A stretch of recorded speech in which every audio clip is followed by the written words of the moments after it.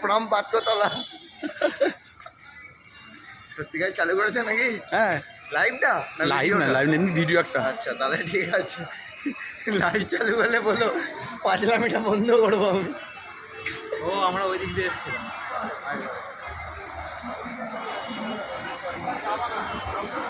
বাপরে বাপ, এই যে ঢুকতে দেবে না।